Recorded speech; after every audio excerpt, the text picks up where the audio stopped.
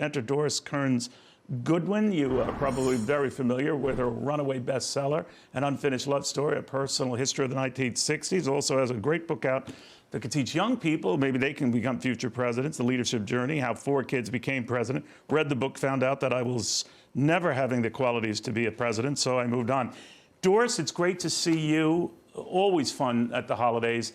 And I was thinking of you, Doris, on this story because I was amazed all the cabinet departments, sub-cabinet departments there are.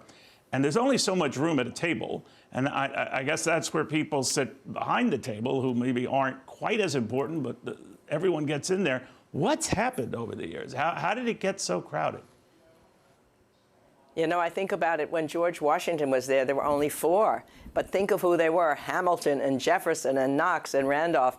And they could argue with each other. They provided a diversity of thought to Washington. He called them not the cabinet, he called them the gentlemen of my family. So then, as it's true, as each new department comes in, it grows. And the larger it grows, because now the sub-cabinets meet and cabinet levels meet, and it's harder to have a real discussion. JFK said, why is the Postmaster General sitting here to discuss Laos and Cambodia? And Nixon said, screw the cabinet, I'm sick of them.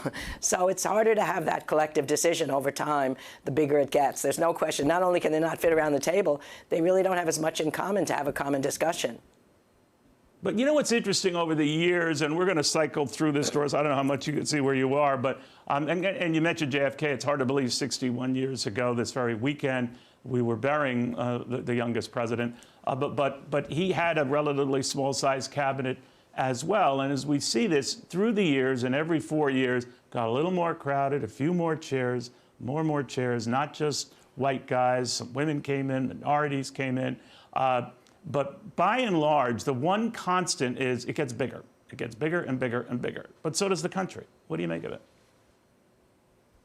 It is, so does the country, so that, you know, new departments are formed. Postmaster General didn't have to be there before we didn't have a postal system. You know, transportation, housing and urban affairs, commerce, labor. I mean, these are departments that grow with the functions of government growing, so you need the cabinet official there. I mean, I still keep thinking back about the most incredible cabinet in history, of course, is Abraham Lincoln's. And he had only 7 at that time. But the incredible thing was the top 3 were his 3 chief rivals, you know, in the campaign. And somebody said to him, you can't do that. They're all more educated than you. They're more celebrated. Each one wants to be president instead of you. And he said, no, the country is in peril. These are the strongest and most able men in the country. I need them by my side. But LBJ might have said it in less noble language. He liked to say, it's better to have your enemies inside the tent pissing out than outside the tent pissing in. That was his way of talking. Yeah. Boy, the Lincoln thing, what a great book idea that would have been if you had come up with it, like Team of Rivals, and maybe they could make movies about it. But I know, I'm just throwing that out there it. for you, Doris, just throwing it out there. But, you know, I always wonder, we had Bill Cohen on a little while ago, the Maine Republican senator who became Bill Clinton's defense secretary. And we've had various presidents who have those from opposing parties, but not that many. I think Lincoln stands out, to your point, just on sheer percentage, having his rivals there in the cabinet. And that worked. Doesn't always work because we're also paranoid of that today. How do you think the Trump cabinet, or what you're seeing of it, it hasn't been approved and stamped on yet, what do you make of it? Well, you know, better cough first. Yay, I'm okay. What's interesting is that also Reagan had loyalty in his cabinet, but he was loyalty to the philosophy, and he also included competence and integrity as the other 2 qualities that were really important. So I think what's important for a president is he needs people who can question his assumptions and argue with him. That's really, really important on the inside. That's what Lincoln had. That's what FDR had. He had 3 Republicans. And most importantly, he had Eleanor. Eleanor was, as he said, a welcome thorn in his side, always willing to argue with him, always willing to question his assumptions. And I think that's what we have to look for in this cabinet. And we'll see what it'll get filled out. Maybe there'll be more people in the White House staff who can do that. Today, the White House staff is equally important to the cabinet because this proximity to power, they're right there. You know, they can talk to the president in ways that the cabinet officers can't. and we've got a chief of staff who seems to be politically pragmatic in a way that James Baker was for Reagan, so that maybe can deal with that and get diversity of thought in there. But diversity of thought is really important. I mean, that's why Lincoln was able to figure out he could do the Emancipation Proclamation, because he'd figured out that he had moderates, conservatives, and liberals right in his cabinet, right next to him. So he knew what they were thinking. Some wanted emancipation immediately. Some wanted never to have it, just have the Union restored. He had exactly the right timing. He couldn't get consensus, but he came to them, I've made my decision, and I hope you'll be with me. And even though they didn't agree with him still, he had treated them with such kindness. He had listened to them for so long. He had shared credit. He'd shouldered blame. None of them made their disagreement public, which meant you had a united cabinet going before the country in the most important decision that he would make. So having them there is a real protection for a president. That's one of the things that George Washington said, too. Jefferson and Hamilton would argue about almost everything, but he said, I love to hear it because I needed to have that diversity right there. It makes it hard, but it's worth it. I think Jefferson was just jealous of Hamilton, knowing someday he would get a Broadway play, and Jefferson never would. So that's a whole separate issue we could talk about. But Doris, what do you make of you know, the loyalty factor? Obviously, Donald Trump wants people who are preaching from his choir book, and it's important. I get that. But it can get pretty loud. We're told that just for this Treasury position, you know, it was almost a food fight. Donald Trump ultimately, you know, settled it with Scott Bessent, but the fact of the matter was it was dragging out a while, and we're told that the knives were out, and this one wanted this one, and this one wanted to embarrass this guy.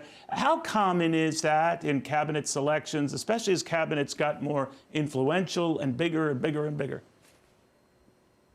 Yeah, I think the difficulty today is in Lincoln's time, they really yelled and screamed at one another. They said terrible things to each other, but it was mostly in their journals and their diaries. Now we hear about it. You're describing how even last night we heard about what the arguments are. At a certain point, I think a president has to, as Lincoln did. After a while, he sent them a memo. He just said, you're the members of my cabinet. I'd like to keep our arguments within us, within the family, rather than outside.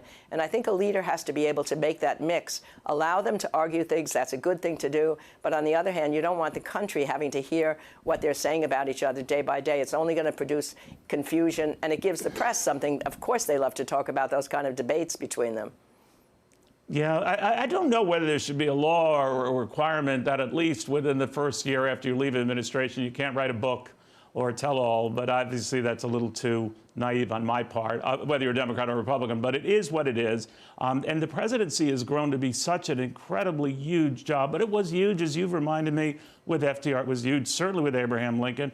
I wonder what lessons we can learn from some of the greats. Of course, you've written about Lyndon Johnson and the Vietnam War and dealing with racism in this country and the Civil Rights Act.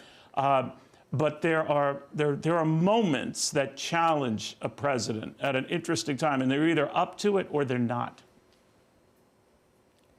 Yeah, I think that's what we always wonder. There's always a moment, not for every president, but in the great moments that we've had in our history, Civil War, the Great Depression, World War II, some of the problems that we had in the 60s with civil rights and the great progress we made during that period of time, when you just hope that a president is up to that moment.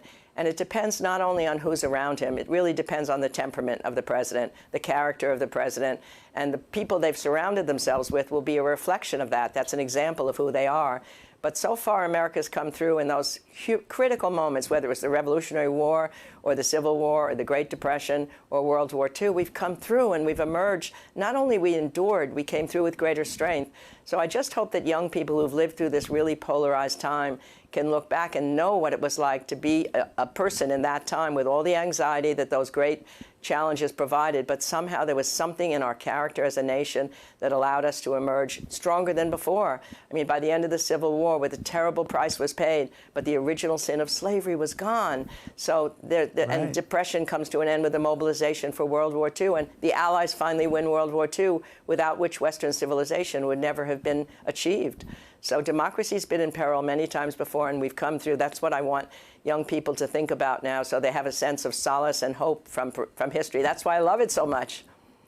And it shows. One final question, and you've reminded me of this before, but just because you're very, very rich running for president doesn't mean you can't connect with the common man. Donald Trump did it and captured voters who typically would have voted Democratic. But it's been done before with the likes of Franklin Roosevelt and John F. Kennedy. But Roosevelt fascinated me because he was coming from one of the wealthiest families in the country, but maybe because of what he dealt with polio and all, he did have the common touch. And that means a great deal, right? I think you're absolutely right, Neil. I mean, adversity is something that a lot of these leaders go through. And if they come out the other side, as he did with his polio, there's a certain sense in which he could connect to other people to whom fate had also dealt an unkind hand. Hemingway once said, everyone is broken by life, but afterwards some are strong in the broken places. That was true of him. It was true of Teddy Roosevelt, who lost his wife and his mother on the same day in the same house. It was certainly true of Lincoln, whose whole life was a fight against adversity. If you come through it, then you are a stronger person. That is beautifully put, Doris. What a treat for us today. I appreciate it. Doris Kearns Goodwin, An Unfinished Love Story, a personal history of the 1960s. Young people out there will really like the leadership journey, how 4 kids became president, some of the qualities that they show early on, none of which I have, but I did read it, and I noted why I'm not president of the United States. But Doris, always great to see you. Have a wonderful Thanksgiving, a wonderful Christmas. Hey everyone, I'm Emily Campagno. Catch me and my co-hosts Harris Faulkner and Kaylee McEnany on Outnumbered every weekday at 12 p.m. Eastern, or set your DVR. Also, don't forget to subscribe to the Fox News YouTube page for daily highlights.